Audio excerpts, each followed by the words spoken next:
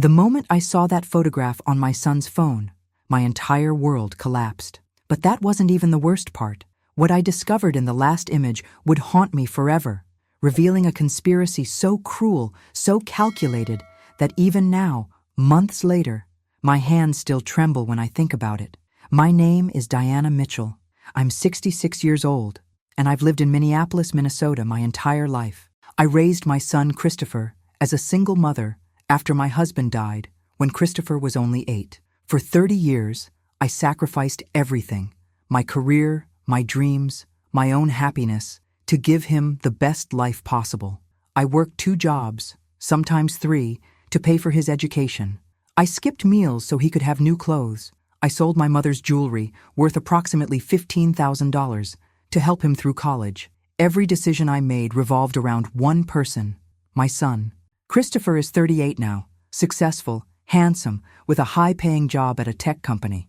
He'd been dating Rebecca for 3 years, and I'll admit, she never warmed to me.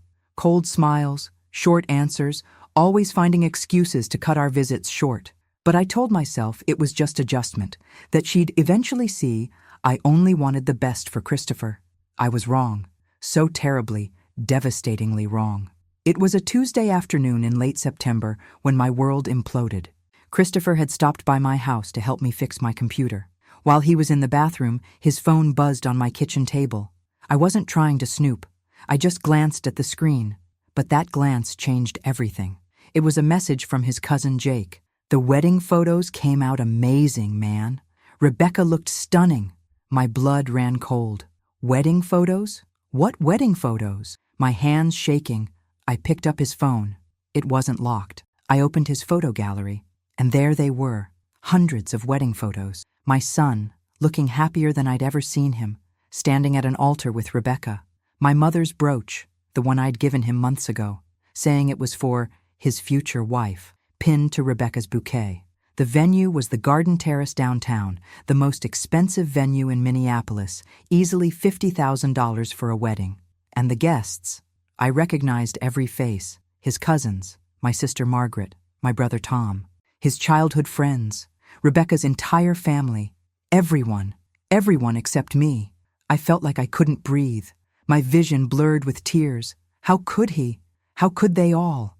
I scrolled frantically through the photos, my heart breaking with each swipe. There was the first dance, the cake cutting, the toasts. In one photo, I could see my sister Margaret laughing, champagne glass raised. She'd known. They'd all known. And no one had said a word to me. But then I reached the last photo, and everything suddenly made horrible, terrifying sense. In the background of a group shot, barely visible but unmistakable, was a face I never thought I'd see again.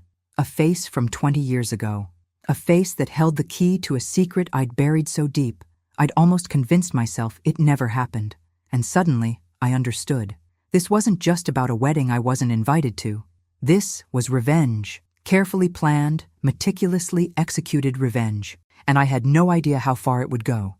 Before I continue, if you're gripped by this story and want to find out what happens next, please hit that like button and subscribe to this channel. Also, drop a comment below telling me where you're watching from and what time it is there. I love connecting with all of you. Now let me tell you how I discovered the full extent of their betrayal. When Christopher came back from the bathroom, I was still holding his phone, tears streaming down my face. He froze in the doorway, his expression shifting from confusion to something else. Was it guilt, fear, or worse, satisfaction? "Mom, I can explain," he started, but his voice was hollow, rehearsed. I cut him off immediately. "Explain?" My voice cracked. "Explain how you got married without inviting your own mother? Explain how everyone in our family was there except me? Explain that!" I thrust the phone toward him, my hands trembling so violently I nearly dropped it. He took a deep breath, and I saw his jaw tighten. The man standing before me wasn't the little boy I'd raised, the one who used to climb into my bed during thunderstorms, crying for comfort. This was a stranger. "Rebecca and I decided," he said slowly, deliberately, "that we wanted a small, intimate wedding. Just close family and friends." Close family? The words felt like a slap. "I'm not close family," I whispered. "I'm the woman who gave up everything for you. who worked 3 jobs to put you through college, who took out a second mortgage on this house, $85,000, to help you start your business. Something flickered across his face then. Something dark. That's exactly why, Mom. His words were ice. Because you've held those sacrifices over my head my entire life. Every decision I made, you reminded me of what you gave up. Rebecca helped me see that. She helped me understand that your love came with strings attached, with guilt, with control. I staggered backward as if he'd physically struck me. Control? I loved you. I still love you. Christopher shook his head. No, Mom. You suffocated me, and Rebecca. She set me free. The cruelty in his voice was shocking. Rebecca told me, he continued, his words measured and cold, that if we invited you, you'd find a way to make the day about yourself, about your sacrifices, your pain. She was right. I felt my knees weaken. So you just erased me? Like I never existed? He looked away then, perhaps unable to face what he'd done. It wasn't just my decision. The family agreed. Aunt Margaret, Uncle Tom, they all thought it was better this way. They said you'd been difficult lately, dramatic, always playing the victim. Playing the victim? I'd raised this man alone after his father's death, had mourned while still working 14-hour days to keep food on the table. I'd sacrificed my youth, my chances at love, my entire identity. And now I was difficult, dramatic? Get out, I whispered. Then louder, get out of my house! Christopher didn't move. Mom, if you'd just... Now, I screamed. Get out before I call the police. You're not welcome here anymore. He left, and I collapsed onto the kitchen floor, sobbing so hard I thought my ribs would crack. But even through the pain, through the betrayal, one thought kept circling back. That face in the photograph. The one from 20 years ago. Why was he there? How did Rebecca know about him? And what exactly did she know about what happened back then?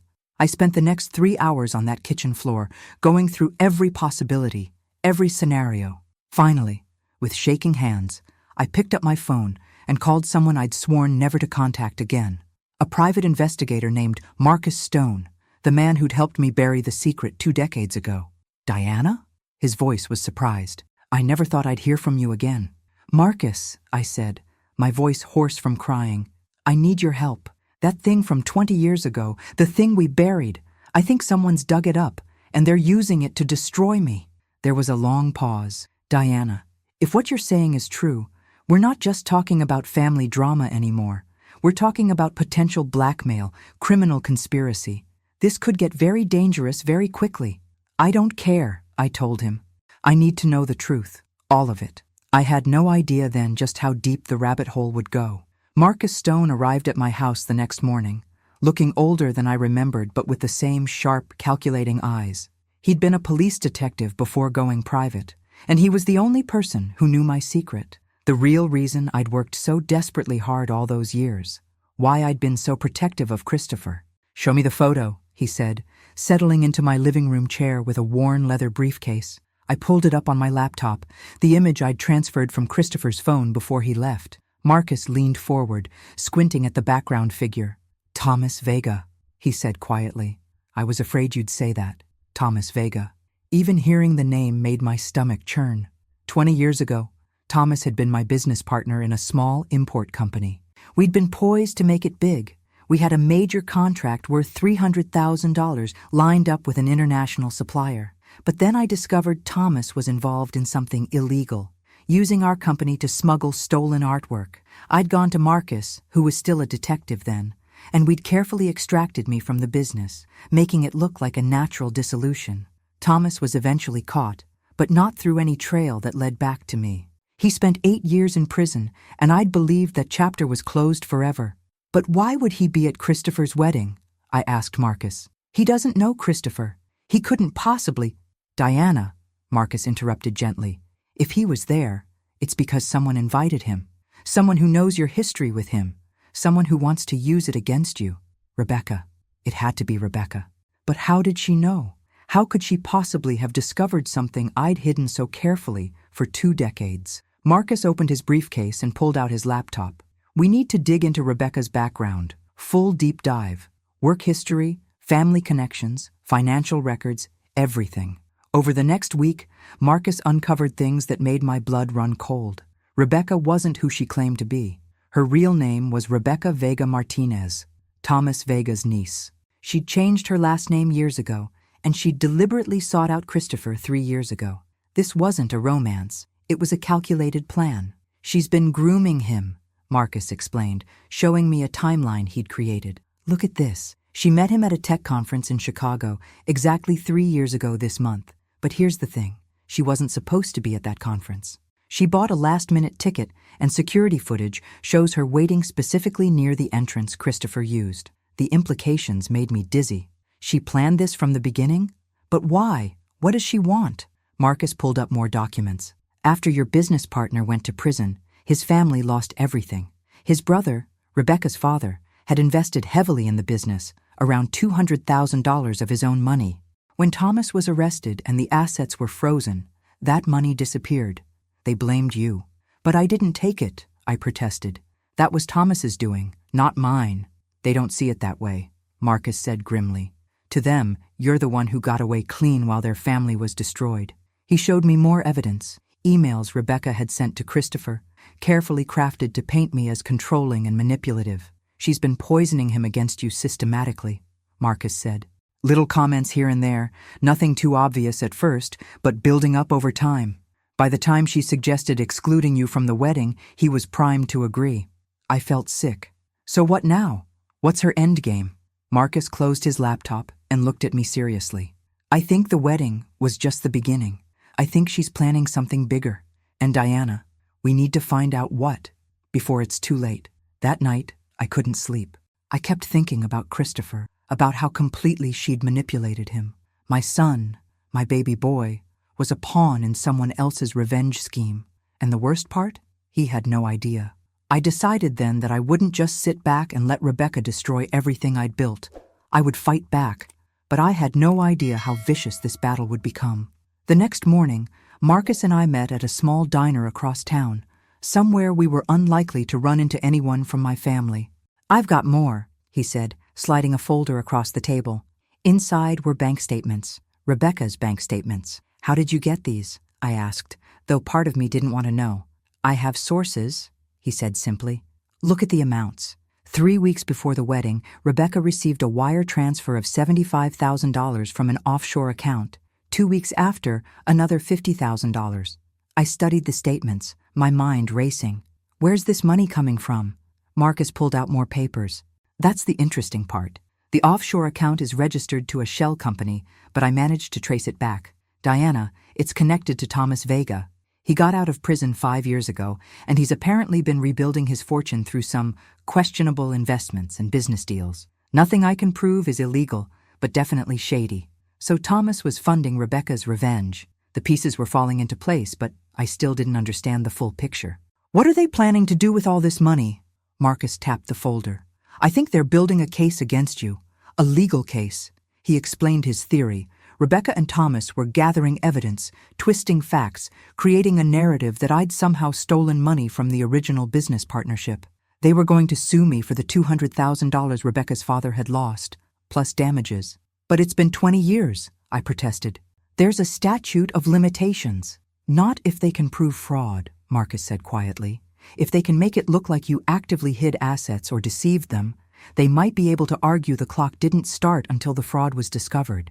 And Diana, with Christopher as a witness, if they've convinced him you're guilty, that testimony could be devastating. My son, testifying against me in court. The thought was unbearable.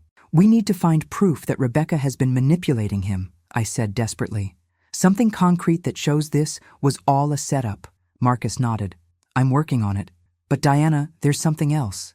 I did some digging into Rebecca's background, and I found some concerning connections. She's been in contact with people who specialize in elder fraud, identity theft, financial manipulation. The implications hit me like a freight train. She's going to try to take everything, isn't she? My house, my savings, everything. Over the following days, Marcus worked around the clock while I tried to maintain some semblance of normalcy. I couldn't eat, could barely sleep. Every time my phone rang, I jumped, terrified it would be Christopher telling me about a lawsuit, or worse. But the call that finally came was even more unexpected. It was my sister Margaret. "Diana, we need to talk," she said, her voice strange, tight. "Can I come over?" I almost said no, still furious that she'd attended the wedding without telling me.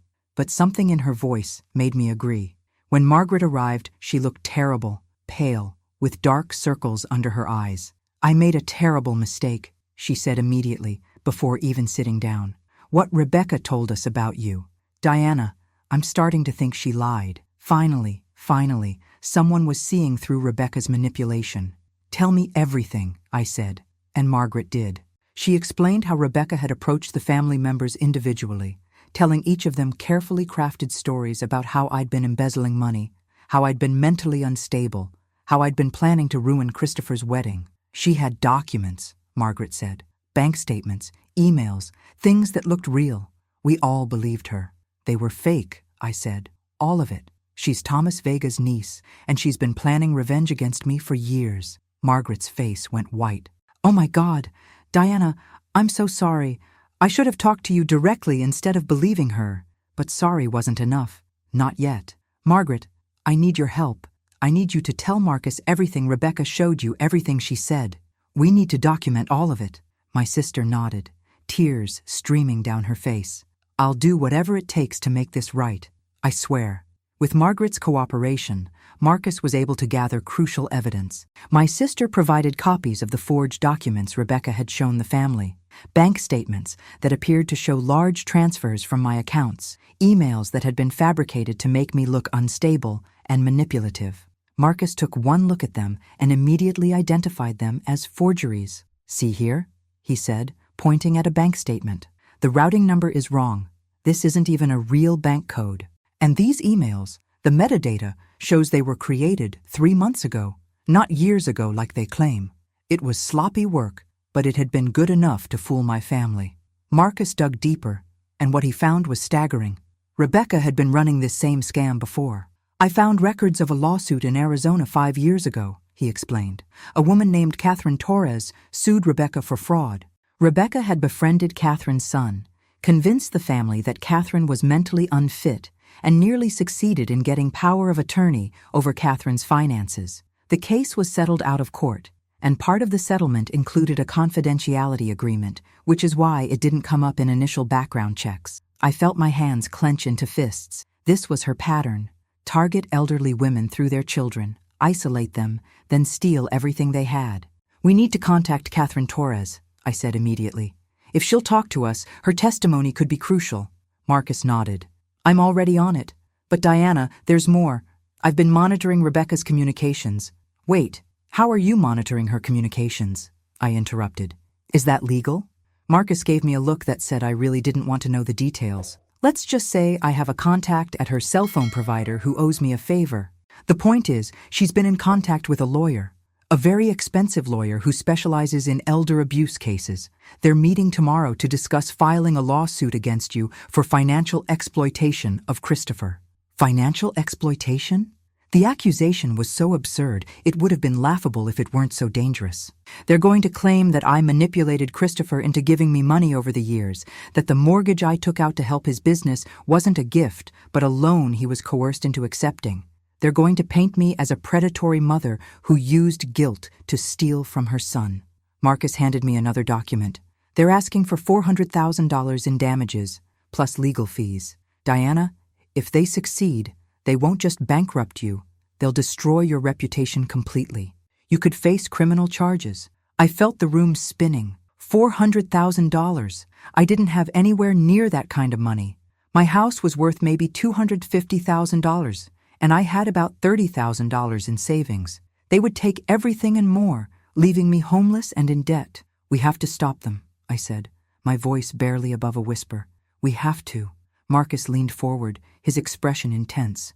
"We will, but we need to be smart. We need to turn Christopher back to your side, make him see the truth about Rebecca. Without his testimony, their case falls apart. But how? How could I reach my son when he'd been so thoroughly brainwashed?" The answer came from an unexpected source. That evening, I received a Facebook message from someone I didn't know, a man named David Chen. "Mrs. Mitchell, you don't know me, but I used to work with your son at his company. I heard about what happened at his wedding, and I think you should know that something strange has been going on. Christopher's been acting different lately, making poor decisions at work. Some of us think his wife might be influencing him in unhealthy ways. I have some information that might help you. Can we meet? I showed the message to Marcus, who ran a background check on David Chen. He was legitimate, a senior developer at Christopher's company, well-respected, no criminal record. This could be our break, Marcus said, but be careful. It could also be a trap. We arranged to meet David at a coffee shop, choosing a public place with lots of people around. David turned out to be a soft-spoken man in his early 30s, clearly nervous but determined. Mr. Chen, what can you tell me about my son? I asked once we were settled. David pulled out his phone and showed me a series of screenshots, internal company messages between Christopher and Rebecca. She's been pressuring him to make financial decisions that don't make sense, David explained. Look at this. She wanted him to liquidate his stock options, worth about $180,000, and transfer the money to a joint account. When he hesitated, she threatened to leave him. I stared at the messages, my heart breaking. Christopher's responses showed how conflicted he was, how much pressure he was under. There's more, David continued. Rebecca's been showing up at the office, confronting Christopher's female colleagues, accusing them of inappropriate behavior. She's isolated him from his friends. The Christopher I knew 3 years ago was confident, happy, social. Now he's anxious all the time, second-guessing himself, and he's lost at least 20 pounds.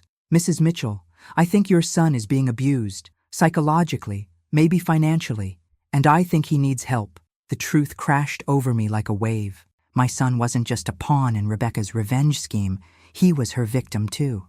That night, I lay awake formulating a plan. It was risky, possibly illegal, and could backfire spectacularly.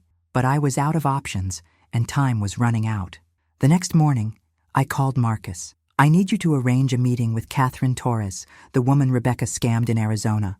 And I need you to get me everything you can on Rebecca's psychological profile. Every manipulation tactic she's used, every pattern, everything. Marcus was quiet for a moment. Diana, what are you planning? I'm planning to save my son, I said. Whatever it takes. Within 2 days, Catherine Torres agreed to fly to Minneapolis to meet with me. Expenses paid from my dwindling savings, another $2,000 I couldn't afford to spend, but had to. Catherine was an elegant woman in her early 70s, with steel gray hair and eyes that had seen too much pain. When we met at my house, she embraced me like we were old friends united by trauma.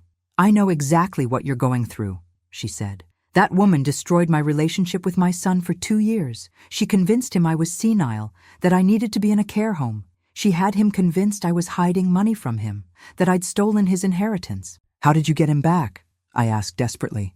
How did you make him see the truth? Catherine's expression turned grim. It took her going too far. She convinced my son to sign papers that would have given her access to my accounts. But she got greedy and sloppy. She forged my signature on a document, and when it was contested, the handwriting analysis proved it was fraud.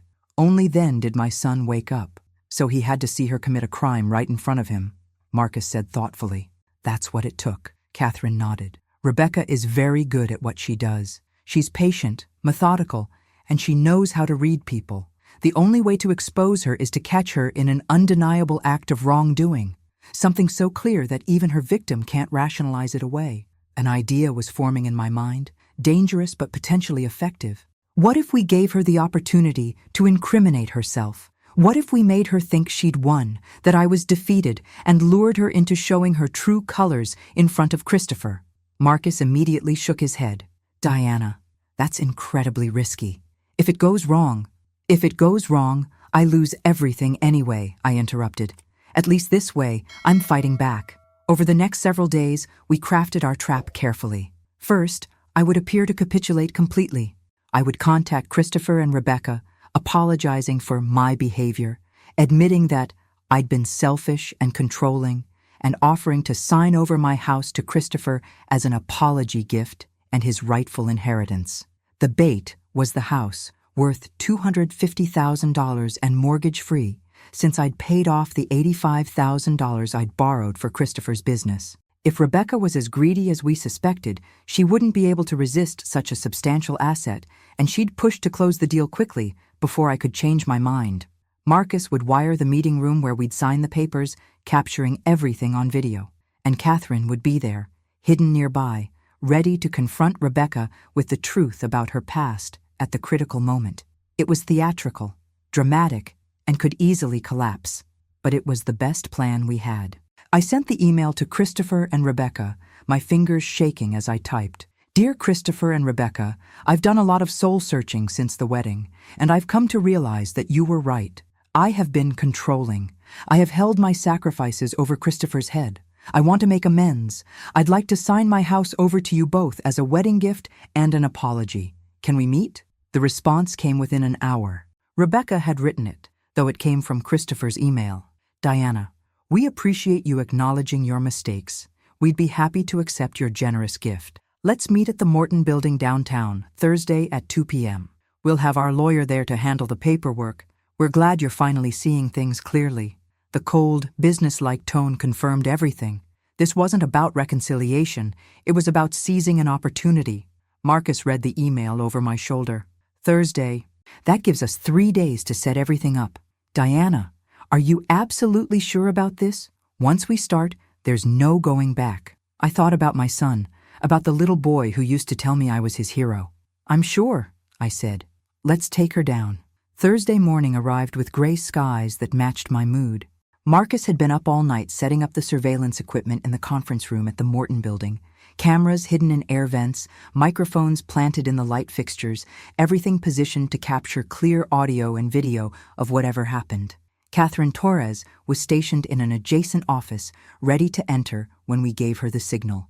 I'd barely slept, running through every possible scenario in my mind, every way this could go wrong. But I'd also made peace with my decision. Whatever happened today, at least I'd fought back instead of accepting defeat. I arrived at the building at 1:45 p.m., wearing my best dress. I wanted to look dignified, not defeated. Marcus was already there, disguised as a building maintenance worker, monitoring the surveillance feed from a utility room down the hall. He gave me a subtle nod as I passed. The conference room was on the 3rd floor, a sleek space with glass walls and uncomfortable modern furniture.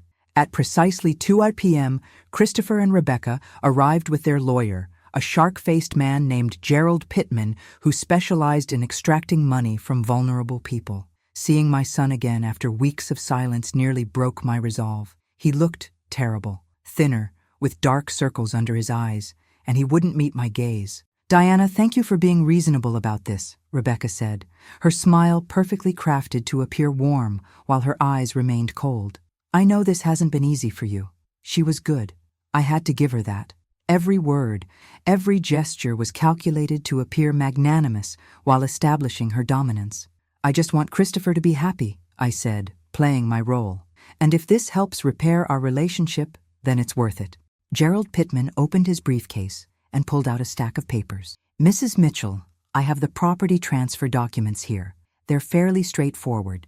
You'll be signing over the deed to your house to your son Christopher and his wife Rebecca, effective immediately. There's no compensation. This is classified as a gift. I pretended to review the papers, though I'd already had Marcus examine them. They were predatory in their completeness. Not only would I lose my house, but there were clauses that would make me responsible for any property taxes or liens that arose after the transfer, essentially creating ongoing financial obligations while giving me no rights to the property.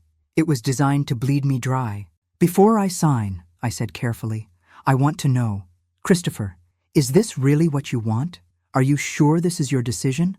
My son finally looked at me, and what I saw in his eyes broke my heart. Confusion, pain, anger, but also something else, a flicker of doubt. Before he could answer, Rebecca put her hand on his arm. Christopher and I are in complete agreement. This is the right thing to do. That possessive gesture, that answer on his behalf, it was the opening I needed. Rebecca, may I ask you a question? I kept my voice gentle, curious. Of course, she said, though I saw her stiffen slightly. Why do you hate me so much? We barely know each other, yet you've worked so hard to turn my son against me, to take everything from me. Why?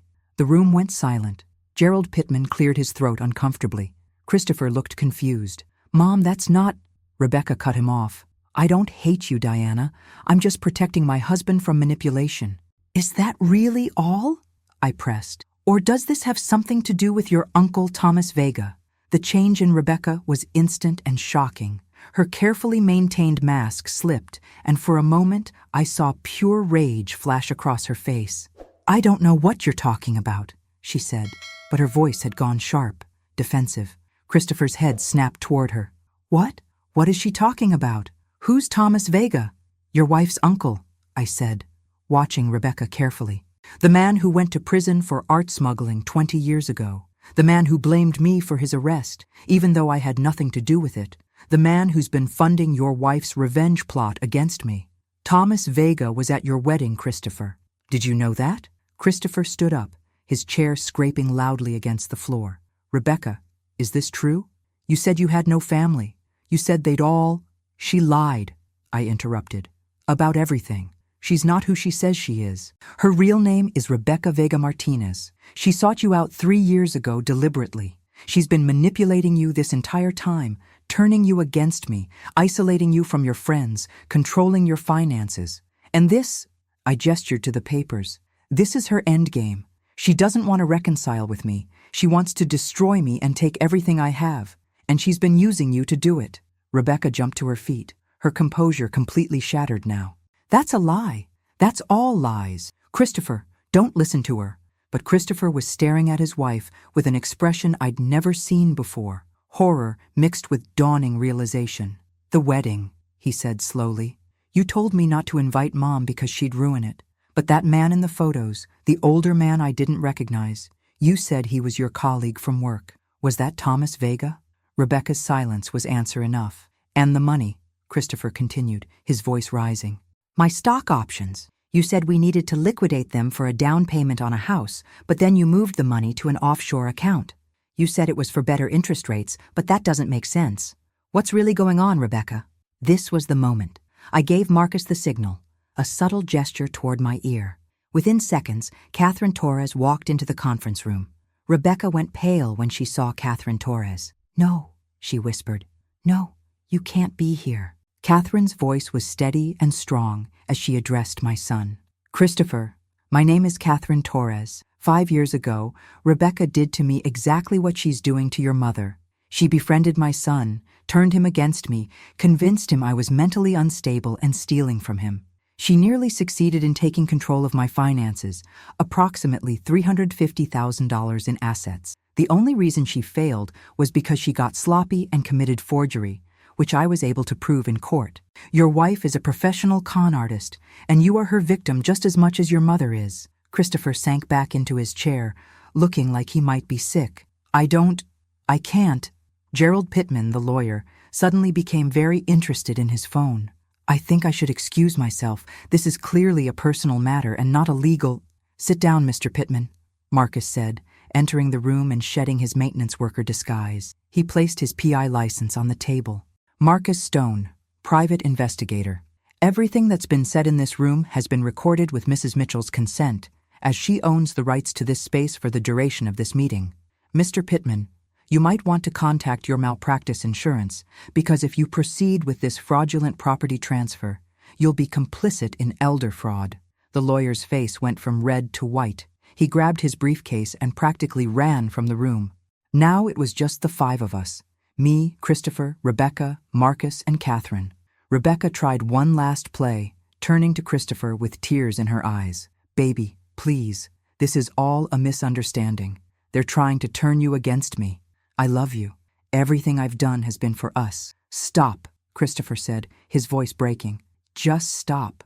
I need to know the truth, all of it, starting with who you really are and why you're really here. Rebecca's tears dried instantly. The transformation was chilling. Her entire demeanor changed from desperate to cold in a heartbeat. You want the truth, Christopher? Fine. Here's the truth. Your mother destroyed my family. She pointed at me with genuine venom. 20 years ago, Diana Mitchell was in business with my Uncle Thomas. They had a lucrative operation going, importing goods, making good money. But your precious mother got greedy. She wanted it all for herself, so she set my uncle up to take the fall for her crimes. She was the one smuggling stolen art. She was the one making illegal deals, but she made it look like Thomas was responsible. He went to prison for 8 years for crimes she committed, and while he was locked up, his family lost everything. My father lost his business, his house, everything. $200,000 in investments, gone. My mother had a breakdown. I grew up in poverty because of what your mother did. The accusations were so twisted, so far from the truth, yet delivered with such conviction that for a moment I saw doubt creep back into Christopher's eyes. That's not what happened, I said firmly. Rebecca, you know that's not true. Your uncle was guilty. I had nothing to do with— Prove it, Rebecca shouted. You have no proof. It's your word against mine, and I have a family history of suffering to back up my story. What do you have? This, Marcus said, pulling out his phone. He played audio from Rebecca's recent phone calls, the ones he'd obtained through his contact at the phone company. Rebecca's voice came through clearly. Everything's going according to plan. The old bat actually thinks I'm going to reconcile with her. By the time we're done, she'll have nothing. No house, no money, no son. She'll end up in some Medicaid nursing home where she belongs. And Christopher? Once I have the assets secured, I'll divorce him. He's served his purpose. The voice on the other end, Thomas Vega, laughed. You're just like your mother, Rebecca. Ruthless.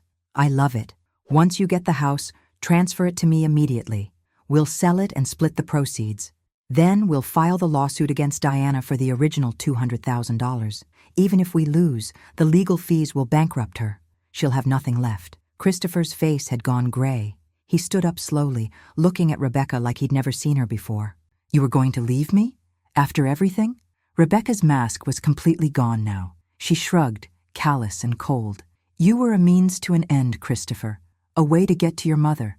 Did you really think I loved you? Please. You're weak, pathetic, and you let me control every aspect of your life. You were embarrassingly easy to manipulate. The cruelty in her words seemed to physically impact my son. He took a step back, then another, until he was standing next to me. Mom, he whispered, his voice cracking. I'm so sorry. I'm so sorry. I wanted to embrace him, to tell him it was okay, but this wasn't over yet. Rebecca, I said, standing to face her directly, you made one critical mistake in all of this. You forgot that revenge requires you to be smarter than your target. And you're not. You were sloppy. You left a trail. And now we have everything we need to press charges against you for conspiracy to commit fraud, extortion, and identity theft. The police are already reviewing the evidence, Marcus gathered. Rebecca's composure finally cracked completely. You can't prove anything. It's all hearsay. The recordings were illegally obtained. Actually, Marcus interrupted, Minnesota is a one-party consent state. As long as one person in the conversation knows about the recording, it's admissible. And Mrs. Mitchell knew. Plus, we have your forged documents, your financial records showing payments from your uncle, and testimony from Catherine Torres about your pattern of behavior. Rebecca, you're done. As if on cue, 2 Minneapolis police detectives entered the conference room. Marcus had called them before the meeting, giving them time to review the evidence. Rebecca Vega Martinez, you're under arrest for conspiracy to commit fraud and extortion. Watching Rebecca being led away in handcuffs was surreal. She screamed and cursed, all pretense of civility abandoned, threatening lawsuits and vengeance until her voice faded down the hallway. When the room finally fell silent, Christopher collapsed into a chair, his head in his hands, sobbing. I sat beside him, and for the first time in months, I put my arm around my son. He didn't pull away. How could I have been so stupid? He cried. How could I not have seen it? I destroyed our relationship for her. I believed every lie she told me. I let her convince me you were the villain when all along you were trying to protect me, just like you always have. You weren't stupid, I said gently, though my own tears were flowing. You were manipulated by a professional. She's done this before. She knew exactly which buttons to push, exactly how to isolate you and make you vulnerable. This isn't your fault, Christopher. But even as I said it, I knew we had a long road ahead. The trust between us had been shattered, and rebuilding it would take time, therapy, and work from both of us. Marcus and Catherine excused themselves, giving us privacy. For the next hour, Christopher and I talked, really talked, for the first time in years. He told me everything. How Rebecca had slowly poisoned him against me, making innocent comments seem sinister, reframing my love as control, my sacrifices as manipulation. She showed me documents, he explained, his voice hoarse. Bank statements that showed you'd taken out loans in my name. Credit card bills that had charges I didn't recognize. She said you'd been stealing my identity for years. I believed her because the documents looked so real. They were forgeries, I said. All of it. Marcus had them analyzed. Christopher nodded miserably. I should have talked to you directly. I should have given you the chance to defend yourself instead of just cutting you out of my life. The wedding, Mom, that was the worst thing I've ever done. Seeing you find out that way, I'll never forgive myself. We'll get through this, I told him, though I wasn't entirely sure I believed it yet. But Christopher, you need to understand something. What Rebecca did to you was abuse, psychological and financial abuse. You need professional help to process this. Over the following weeks, the legal process unfolded. Rebecca was charged with multiple counts of fraud, conspiracy, and extortion. Thomas Vega was also arrested as an accessory. The DA offered Rebecca a plea deal, 5 years in prison, in exchange for testifying against her uncle and returning the money she'd taken from Christopher's accounts, approximately $180,000. She took the deal. Thomas Vega went to trial and was convicted, receiving a 15-year sentence. At 73 years old, he would likely spend the rest of his life in prison. The justice felt hollow, though. I'd gotten my son back, but the damage Rebecca had caused would take years to repair. Christopher filed for divorce, which was granted quickly given Rebecca's criminal conviction. He moved back home with me temporarily while he sorted out his life. It was strange having him in the house again, like going back in time, except we were both so much older and more wounded. We started family therapy, and slowly, painfully, we began to rebuild trust. My sister Margaret and brother Tom both apologized profusely, though those relationships remained strained. They'd chosen to believe lies about me without question, and that betrayal still stung. Some family members I decided to cut off entirely. They'd shown their true colors, and I had no interest in maintaining those relationships. The financial toll was significant. Legal fees and private investigator costs had eaten through most of my savings, leaving me with only about $8,000. But I still had my house, my health, and most importantly, I had my son back. Christopher insisted on repaying me the $85,000 I'd borrowed against my house for his business, plus interest. He set up a payment plan that would have it paid off within 3 years. Mom, I know money can't fix what I did, he said when he presented me with the first check, but at least I can make sure you're financially secure. You deserve that. The money helped, but what helped more was seeing my son taking responsibility, seeing him in therapy, seeing him slowly become the man I'd raised him to be. Catherine Torres became an unexpected friend. We stayed in touch, sharing our experiences and supporting each other through the aftermath of Rebecca's destruction. You saved my son, I told her during one of our coffee meetings. If you hadn't been willing to come forward to share your story, he might never have believed me. Catherine smiled sadly. We saved each other. Sometimes the only thing that gets you through trauma is knowing you're not alone. As winter turned to spring, I found myself cautiously optimistic about the future. Christopher was healing. Our relationship was mending, and I'd discovered a strength in myself I hadn't known existed. I'd fought back against people who wanted to destroy me, and I'd won. Not without scars, but I'd won. 6 months after Rebecca's arrest, I stood in my garden planting tomatoes. It was a beautiful May morning, and for the first time in over a year, I felt something close to peace. Christopher pulled up in his car. He'd gotten his own apartment 2 months ago, but he still visited twice a week for dinner. Mom, I brought dessert, he called, holding up a bakery box.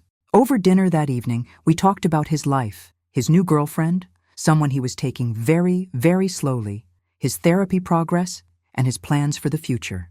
I want to do something meaningful, he told me. Maybe start a foundation to help people who've been victims of family fraud or elder abuse, something that helps people in the situations we were in. Would you be interested in working on that with me? The idea touched me deeply. Turning our trauma into something that could help others felt like the right kind of closure. I think that would be wonderful, I said. Let's do it. We spent the next several weeks developing the foundation, working with lawyers to set it up properly, reaching out to experts in elder abuse and financial fraud, creating resources and support systems. Christopher donated $50,000 of his own money to get it started, and I contributed what I could. My time, my story, my determination to ensure no one else went through what we had.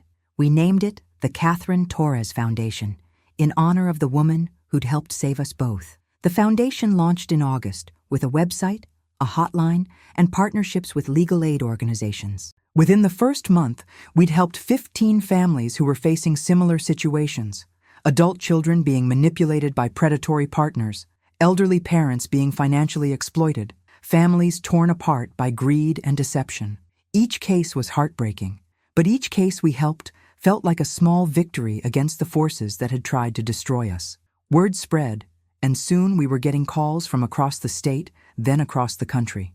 The work was exhausting, but fulfilling. For the first time in years, I felt like I had a purpose beyond just surviving. My relationship with Christopher continued to heal. We'd never be exactly what we were before. Some things, once broken, can't be perfectly restored. But we were building something new, something stronger, forged through fire and tempered by understanding.